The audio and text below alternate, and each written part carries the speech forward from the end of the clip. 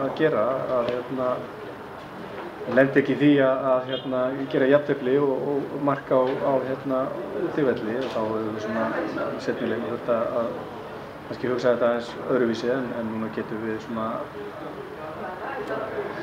spáð í þetta og hvað við erum að gera fyrir fimmtudaginn. Varst ánægður með spilamennskunni í liðinu?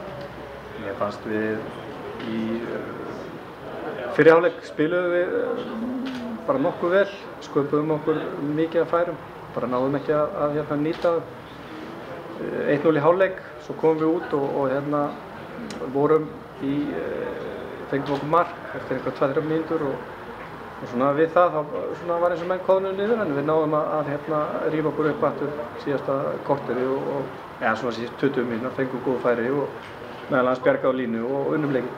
En fótboltalega séð þið með því voru bara miklu betri í knattspyrnu í íþróttum?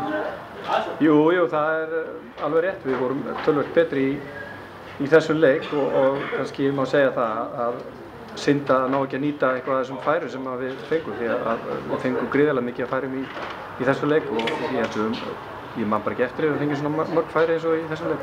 Færri færi jafnvel á Skagana? Svipað held ég.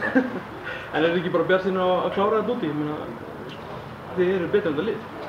Ég var sjálfsögðu, en það þarf að spila leikinn. Ég hefði náttúrulega viljað fara með meira forskot til Liechtenstein, en 2-1, við verðum að sætta okkur við það og við verðum bara að höfum núna viku til að svona kannski fara yfir það sem að fór, en flott að vinna leikinn og við að sjálfsögðu ætlum við okkur áfram, það er ekki spurning.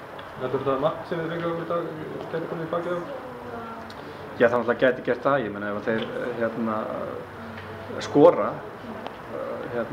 úti, þá þurfum við alltaf að skora 2. Þannig að þetta vonar maður ekki, en við verðum bara að sjá til. Var það lið eitthvað öðru sem þú mátt vona? Nei, ég sá bikarúrslitaleikin sem spiluðu á móti Vaduz, sá hann, og þetta var svona svipað og við áttum von á. Takk hjá.